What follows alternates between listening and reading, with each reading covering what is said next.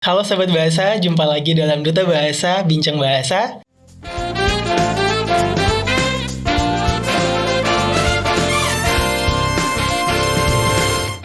Dengan saya Willy Patiwael, dan hari ini kita kedatangan tamu spesial nih, jauh-jauh dari Jawa Timur, ada alumni dari Duta Bahasa Jawa Timur tahun 2020. Nah, sebelumnya dia ini adalah seorang anak muda yang rela meninggalkan hiruk pikuk kota dan mungkin ada pekerjaannya juga demi untuk mengajar di daerah-daerah tertinggal.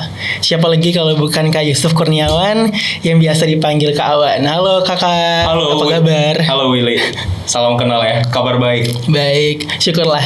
Nah Kak, gimana nih?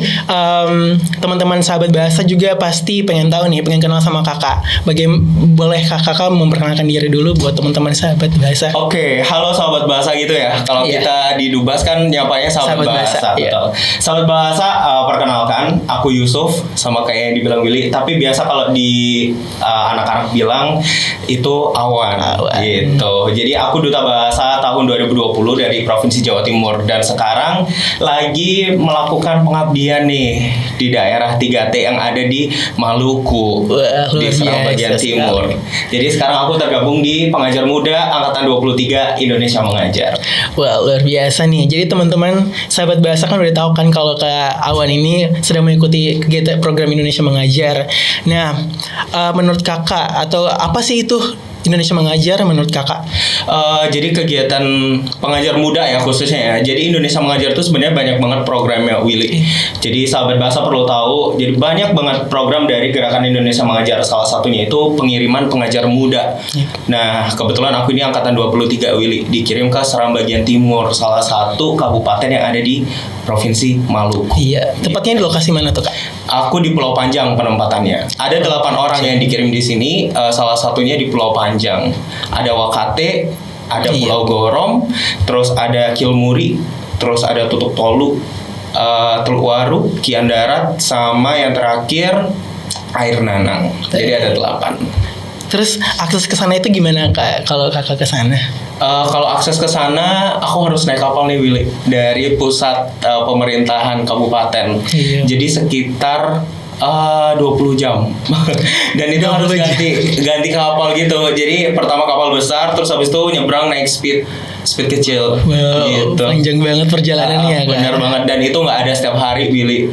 Jadi tidak setiap hari, tidak ada jadwal yang fixnya gitu. Iya, Kak? betul. Itu juga tergantung ombak. Jadi sahabat bahasa perlu tahu kalau misal ke daerah-daerah yang ada di Maluku. Even ini cantik banget ya Maluku Iya. ini, tapi harus tetap butuh struggle banget untuk datang ke sini. Tapi luar biasa sih ada anak muda dari Jawa Timur yang pengen dan kontribusi langsung buat di daerah Maluku. Jadi teman-teman sahabat bahasa yang di Maluku juga jangan terus diam di rumah, harus ikut juga berkontribusi bagi Maluku.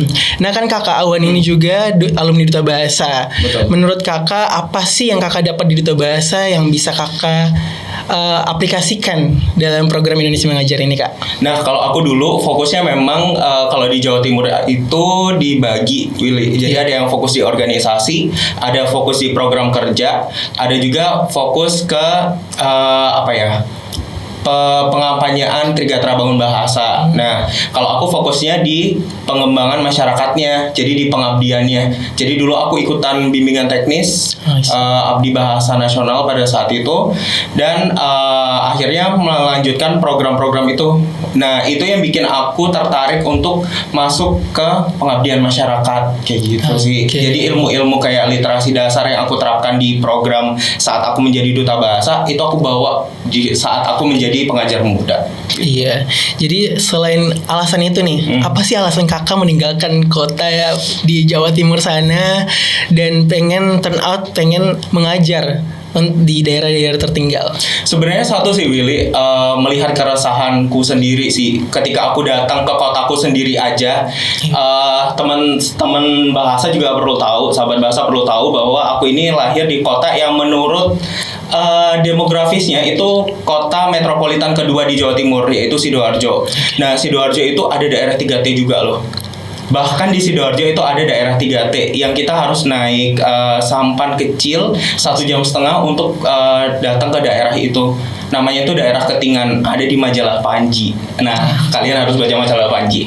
Jadi di daerah situ aku ngajar literasi dasar, Willy. Jadi ketika udah tahu nih seluk-beluk, oh ternyata di daerahku aja masih ada, gimana ya untuk di daerah lain. Nah, pengen cobanya melalui kegiatan pengajar muda di Indonesia Mengajar. Jadi melalui program ini kakak bukan saja mengajar di daerahnya kakak, tapi bisa mengajar di daerah lain. Betul.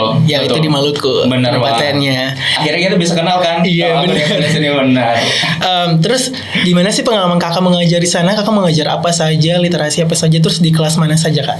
Oke, jadi awalnya aku datang ke sana memang buta banget terkait dengan Maluku ya. Ini baru pertama kali aku menginjakkan kaki di Maluku, teman-teman, kalau boleh tahu. Jadi pertama kali datang ke sana yang aku lakukan adalah belajar bahasa. Jadi aku yang lebih banyak belajar, justru datang ke sana lebih banyak belajar, bukan mengajar. Jadi aku datang ke sana seminggu pertama itu full belajar bahasa, terus juga menghabiskan waktu untuk beradaptasi dengan budaya sana. Terus kalau spesifiknya aku sekarang ngajar ilmu pengetahuan alam dan matematika dari kelas 4, 5, 6. Gitu. Oke, tadi kakak sempat bilang belajar bahasa nih. Betul. Terus ada nggak bahasa-bahasa yang kakak baru tahu pas di Gorong atau di Pulau Panjang gitu?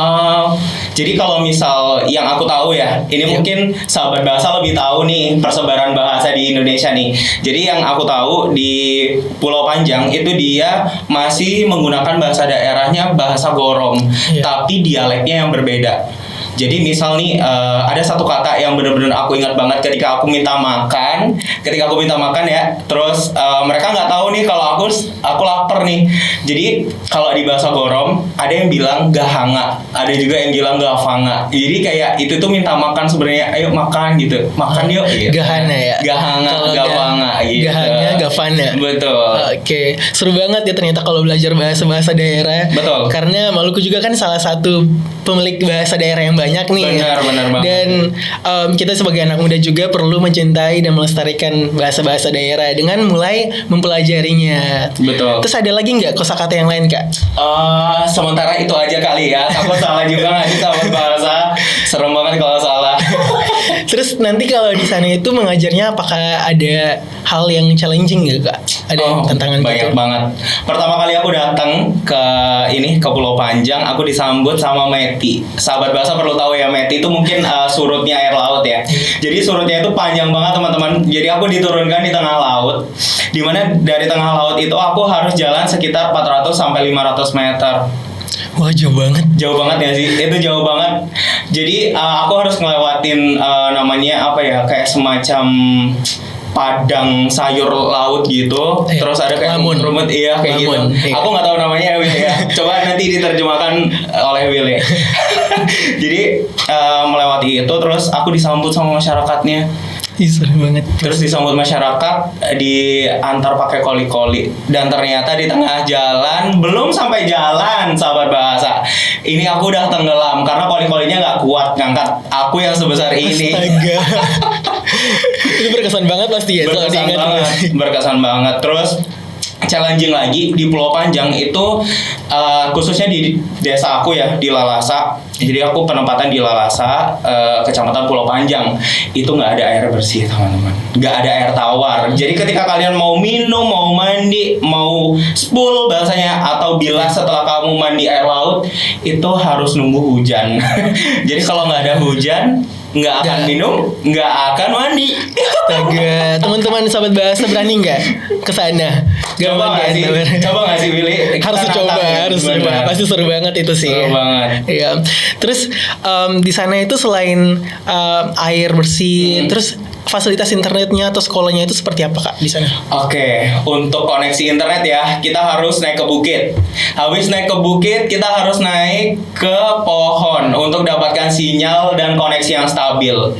Oke. Bahkan mungkin sahabat bahasa juga tahu, ini SD sekarang kan ada namanya ANBK ya, Asesmen Nasional Berbasis Komputer. Jadi kalau lagi asesmen nasional berbasis komputer, karena listrik di sana juga cuman 12 jam dari pukul 6 malam sampai dengan pukul 6 pagi, kita harus jalan naikin Bukit Karang, bawa genset, bawa pembangkit listrik yang emang sudah sudah bisa dibawa kemana-mana gitu. Terus juga pakai koneksi dari HP aja. Kita harus naik bukit untuk dapat koneksi itu, dan laptop semua komputer jinjing dibawa ke atas semua. Berarti semuanya itu bawa barang-barang Iya, ke bukit ya? semuanya. Seluruh anak-anak kelas 5, kalau misal AMBK itu kelas 5, kita jalan ke atas bukit. Malam Kita kerjakan sore. Enggak, pagi sampai sore. Kita harus standby di atas bukit, kita harus stay di atas bukit untuk cari sinyal dan koneksi yang stabil. Oke sih, sangat-sangat menantang ya teman-teman semua sahabat bahasa. Selanjutnya gimana nih? Apakah semangat belajar di sana, anak-anak di sana itu seperti apa, Kak? Jujur kalau misal ditanya tentang semangat anak-anak, pasti Willy dan sahabat bahasa di sini kagum. Bahkan ini pakai beta boleh ya. Beta yang datang pertama kali ke sana nih, itu ngelihat anak-anak sudah tinggal colek aja mereka sudah gerak. Maksudnya adalah ketika mereka dipancing dengan bahan bacaan, terus juga dipancing dengan buku-buku yang menarik menurut mereka ya. Yeah. Mungkin menurut kita itu nggak menarik, tapi menurut mereka menarik banget loh Willy. Sesederhana kita misal nih punya satu kertas isinya satu gambar, terus ada beberapa tulisan, mereka langsung baca tanpa diminta. Mereka langsung pengen lihat, ambil kertasnya, mereka duduk bersama, mereka rebutan untuk membaca. Jadi semangat belajar mereka itu jangan ditanya teman-teman. Mungkin banyak orang yang skeptis atau berpandangan yang kurang terkait orang-orang Indonesia Timur ya, anak-anak Indonesia Timur. Tapi kalian sahabat bahasa harus coba banget datang ke sini, melihat semangat mereka belajar. Kalian pasti bakal kayak jadi kayak malu hati gitu loh, kalau bahasa sini, benar nggak sih? Iya benar, malu hati untuk nggak berkembang ketika kita sudah dapat fasilitas yang bagus, terus dapat tempat yang memang sudah layak untuk mendapatkan pendidikan yang bagus. Kayak gitu. Iya betul banget. Jadi teman-teman semua jangan terlalu berstigma, jangan stigma yang tidak benar itu sebenarnya hanya pemikiran saya teman-teman. Jadi ternyata adik-adik di daerah-daerah terpencil pun punya antusias dan sangat-sangat ingin belajar. Benar banget. Makanya kita yang berada di kota yang punya fasilitas dan akses yang cepat dan lengkap, kita harus bersyukur dan harus menggunakannya dengan baik. Nah, kalau gitu apa sih pesan dan kesan Kakak selama di sana? Pesannya mungkin untuk diri aku sendiri mungkin ya. Jadi kayak semacam refleksi ke diri aku sendiri. Jangan terlena terhadap fasilitas yang sudah lengkap. Misal kita sudah dapat listrik yang 24 jam, merinding. Ini merinding sahabat bahasa, merinding sendiri. Maksudnya kita terlena dengan listrik yang sudah 24 jam, jaringan yang sudah stabil, koneksi internet yang memang tiada batas. Kita bisa beli pulsa atau kuota internet kapanpun. Jangan terlena, karena kita kalau ke sana teman-teman, kalian bakal lihat dengan keterbatasan itu mereka masih bisa belajar. Kita bisa belajar dari alam, kita bisa belajar dari masyarakat kita, bahkan kita bisa belajar dari teman kita sendiri. Dan bahkan mereka bisa belajar dari orang-orang terdekat mereka. Misal mereka di sana kan memang kegiatannya banyak di laut, Willy. Mereka belajarnya ya dari orang-orang yang ada di sekitar mereka di laut. Jadi mereka tanya, kail ini kalau gini gimana, ini gimana. Jadi kontekstual aja lah gitu. Dan jangan terlena deh teman-teman. Datang ke sini kalau misal pengen sadar. Okay. Terus untuk orang-orang kali ya Willy, orang-orang yang di luar, pesannya adalah ketika kalian mengetahui satu berita atau satu informasi terkait terkait kehidupan di Indonesia Timur, jangan langsung percaya, coba buktikan, datang ke sini. Ayo datang. Datang nggak sih? Datang, harus datang ke sini. Oke, sahabat bahasa, mungkin itu saja perbincangan kita soal literasi dan juga program dari Indonesia Mengajar dengan Kak Awan. Kawan, terima kasih sudah bersama-sama. Terima kasih kembali Willy, sudah disambut kita semua. Dan kalau mungkin teman-teman ada punya pertanyaan, bisa langsung ke laman Instagramnya Kak Awan. Namanya apa Kak? @y_derajat_kak. Dan juga harus kunjungi juga Instagramnya dari Pengajar Muda dan juga Indonesia Mengajar. Gabung bareng Indonesia Mengajar, kita buat perubahan di daerah-daerah yang mungkin belum kalian kenal. Oke, yeay. Nah, oke teman-teman, jangan lupa saksikan episode-episode selanjutnya dari Duta Bahasa Bincang Bahasa, dan jangan lupa like, komen, dan subscribe. Salam literasi.